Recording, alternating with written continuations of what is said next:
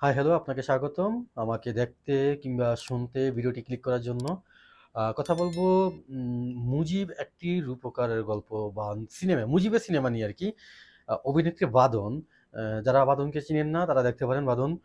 আ এই অভিনেত্রী বাঁদন এই ছবির খরচ আ এটার হিসাব চাইছে। উনি উনার জায়গা থেকে হিসাব চাচ্ছে আন্দোলনে, ছাত্র আন্দোলনে উনি সবার সামনে ছিল শেষের দিকে এসে। সো এই অভিনেত্রী বাঁদন যখন এই ছবির হিসাব চাইছে কেউ না কেউ তো চেতে হবে, তাই না? আ আরফিন শুভ ৳১ জাস্ট নামমাত্র ৳১ বিনিময়ে উনি পারিশ্রমিক নিছে আরকি এই মুভিটা করছে। আ এর বিনিময়ে উনি ১০ কাঠা জমি পাইছে। ঢাকা উত্তরাতে নাকি ওইদিকে। যাই হোক, এখন উনার ওই জমিও গেছে, আমও গেছে, সালাও গেছে, মানে বস্তাও গেছে। গ্রাম্য একটা ভাষা, প্রবাদ। তো আসলে এই মুভিতে কিরকম দুর্নীতি হইছে এটার ট্রেইলার দেখলে একবার করা হইছে, যে ট্রেইলারটা যে খুব তাড়াহুড়া কইরা অ্যাকচুয়ালি এত বিগ বাজেটের একটা মুভিতে আপনি একটা ট্রেইলার বা একজন জাতির পিতা যারা মনে করেন আ তাকে নিয়ে একটা মুভি বানাইছে। এখানে তাড়াহুড়া এত কিছু, হ্যাঁ? আমার তো মাথায় ঢুকে না এগুলা। আসলেই ঢুকে না। অ্যাকচুয়ালি স্বৈরাচারী সরকার, হ্যাঁ? তার অবৈধ টাকা, অবৈধ দুর্নীতি সবকিছু মিলায়া যে যেভাবে পারছে লুইটা-পুইটা খাইছে। ১৫টা বছর বা যাই হোক, বছর যেরকমই হোক, তারা যতদিন ক্ষমতায় ছিল, এখন সংখ্যা আমি না বলি, তারা যে যেভাবে পারছে, যে যেইখান থেকে পারছে দুর্নীতি করছে, লুইটা-পুইটা খাইছে। তাছাড়া কোনো সুযোগ ছিল না। কারণ শেখ হাসিনাকে টিকিয়ে রাখার জন্য প্রত্যেকটা মাধ্যম, সেটা রাজনীতি যারা কখনো বুঝে না, কখনো রাজনীতি সম্পর্কে কোনো বেসিক নলেজ নেই, তারাও রাজনীতিতে আসছে। তাদেরকেও ধরায় দেওয়া হয়েছে নৌকা প্রতীক। তো এই ব্যাপারগুলা যখন আসছে যে না আমাকে ক্ষমতায় থাকতে হবে, সেটার জন্য এই শেখ হাসিনা স্বৈরাচারী সরকার যা করণীয় করা লাগে সব করছে। সব। দুর্নীতি কোন জায়গায় নেই? আসলে দুর্নীতি কোন জায়গায় হয় নাই বা তার করে নাই বলতে পারেন? বলা যায় না বা বলা সম্ভবও না। প্রত্যেকটা সেক্টরে, প্রত্যেকটা জায়গায় দুর্নীতি করে গেছে এই সরকার বা এই সরকারের আমলা-কামলারা। এখন আরফিন শুভ, চঞ্চল চৌধুরী আছে, শামীমা তুষ্টি, তানবিন সুইটি যারা নাটক করতো আরকি। এরকম অনেকেরই আমি চিনি। তারা এই সরকারের পাচাটা ছিল। পাচাটা ব্যা গো গো গোলাম ছিল, গোলামের মতোই। তারা সুবিধা নিছে। এখন ঠিক এই মুহূর্তে এসে তাদেরকে বিচারের আওতায় আনা, এটা একটা কি বলে? ফরজ হয়ে গেছে। তুমি পাপ করবা, এটার পাপ মোচন তো করতেই হবে। কোনো না কোনোভাবে, কোনো না কোনো দিক থেকে। ফেরদৌস নায়ক, নায়ক ফেরদৌস পালাইছে। নিখোঁজ। সাকিব আল হাসান বাংলাদেশে আসতে পারে না। যদিও সাকিবুল হাসানের সময়কালটা খুবই কম, বাট সিলটা কিন্তু লাগাই দিছে নৌকা গায়ে।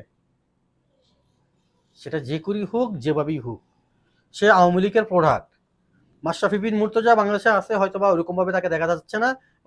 এই মানুষটা বাংলাদেশে আছে। আমি তাকে মন থেকে ক্ষমা করে দিছি। তার ওই ভিডিওটা দেখার পরে, ইন্টারভিউটা দেখার পরে আমি তাকে মন থেকে ক্ষমা মহত্তর গুণ। কিন্তু যদি সে তার জায়গা থেকে কোনো দুর্নীতি করে থাকে, কোনো অনিয়ম করে থাকে, অবশ্যই সেটার বিচার আমিও চাবো। আমিও চাই। আমিও চাই। সো এই যে অভিনেত্রী বাঁদন এখন এই ছবিতে যা খরচ হয়েছে এই টাকার হিসাব চাচ্ছে। এটার পরিচালনা যারা ছিল, এইটার আ ক কলা কৌশলী যারা ছিল, তাদের আমি মনে করি প্রত্যেকটারে ধইরা নিয়ে আইসা ডিবি হারুনি যেমন আইনা ভাত খাওয়াইতো, ওরকম থেরাপির পরে ভাত খাওয়ানো হোক। আমি মনে করি আমার জায়গা থেকে। আমি আম রানার, রাকিব ভাইয়ের একটা রিভিউ দেখলাম। উনার ওই যে করোনার টাইমে একটা মুভি বের করছিল 'ফেরদৌস'। মানে কি একটা বাজে মুভি ছিল। কি কাস্টিং, কি অভিনয়, কি এগুলা সরকারি অর্থায়নে এই মুভিগুলা হইছে। সরকারি টাকায়। বুঝতে পারেন তারা কিভাবে টাকাকে অপচয় করছে। আপনার আমার ভ্যাট ট্যাক্সের টাকা দিয়া এগুলা করছে বা এগুলা করে। এগুলা নিয়ে আপনি আমি চুপ থাকলে তো হবে না। এখন আপনি বলবেন যে তারা করছে, এটা তাদের বিষয়, এই সেই বুংচুং অনেক কিছুই বলে। কিন্তু আরে ভাই, শেষ পর্যন্ত তো এগুলা আমাদেরকেই টানতে হচ্ছে। আপনাকে আমাকে টানতে হচ্ছে। এই ব্যাপারে আমরা কথা বলতে হবে। আমরা কে কি করবে, কাকে আনবো ক্ষমতায়, এগুলা নিয়ে পইড়া না থাইকা মূলত যারা দুর্নীতি করছে, যারা এই দুর্নীতির সাথে সম্পৃক্ত, তাদেরকে বিচারের আওতা আনা হোক খুব দ্রুত। পরে একটা সুষ্ঠু নির্বাচন হবে, কে কোন দল ক্ষমতায় হবে, তারা যদি সেম কাজ করে তাদেরকেও এভাবে সাজা পেতে হবে। আমার মনে হয় রাজনীতির প্রেক্ষাপটটা বা প্লটটা এখন মোটামুটি ক্লিয়ার। যারা রাজনীতি করবে বা রাজনীতিতে যারা আগে পরে ছিল বা আছে, বা যারা নতুন রাজনীতিতে আসবে, তারা মোটামুটি ক্লিয়ার। বাংলাদেশে দুর্নীতি কিংবা বাংলাদেশের মানুষকে এখন বলবার বোঝানো সম্ভব না।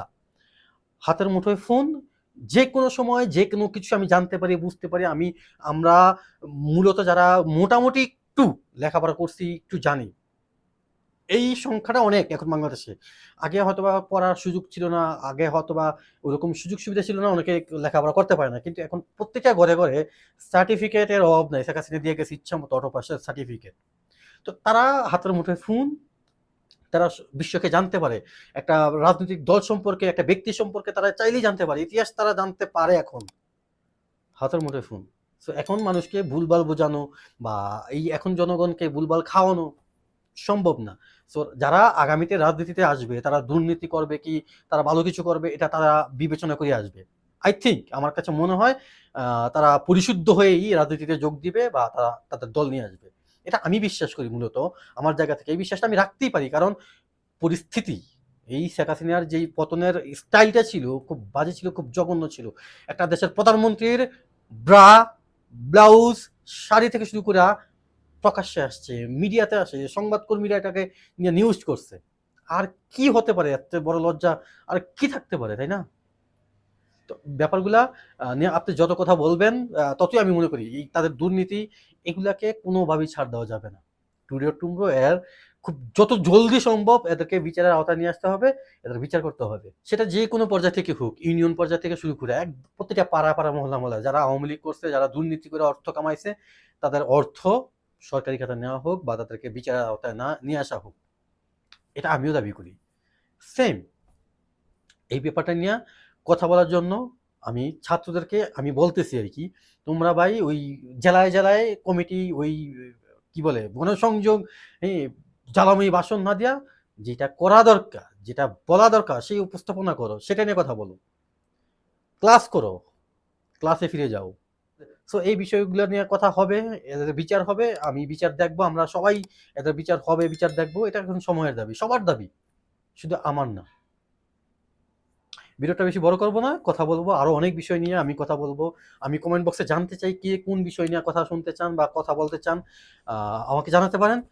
বা আমি যদি লাইভ করতে পারি হয়তো বা আপনাদের সাথে কথাও বলতে পারি, যদি এরকম কোনো ওয়ে থাকে বা কারো যদি ইচ্ছা থাকে, যে কোনো বিষয় নিয়ে, বাংলাদেশের দুর্নীতি বলেন, মুভি নিয়ে বলেন, যে কোনো, আমার এই চ্যানেলটা মূলত ক্রিয়েট করা, আমি যে কোনো বিষয় বাংলাদেশে ঘটনাজনিত যে কোনো বিষয় নিয়ে আমি কথা বলতে পারি। সেটা ভালো সুসংবাদ নিয়ে কথা বলতে পারি, রাজনৈতিক, মুভি, যে কোনো বিষয় না। আমার এই চ্যানেলটা কোনো নির্দিষ্ট কোনো ক্যাটাগরির না যে আমার এইটার উপর বেস করে এই চ্যানেলটা ক্রিয়েট করা। সো আমাকে কেউ ভুল বুঝবেন না। তো ভিডিওটা বেশি বড় করব না, আজকে এই পর্যন্তই। ভিডিও যদি ভালো লাগে লাইক করতে পারেন, শেয়ার করতে পারেন। আর আপনি যদি আমার চ্যানেলে নতুন হয়ে থাকেন, চ্যানেলটা সাবস্ক্রাইব করতে পারেন। তো আরেকদিন দেখা হবে। সো আজ এ পর্যন্তই। টাটা।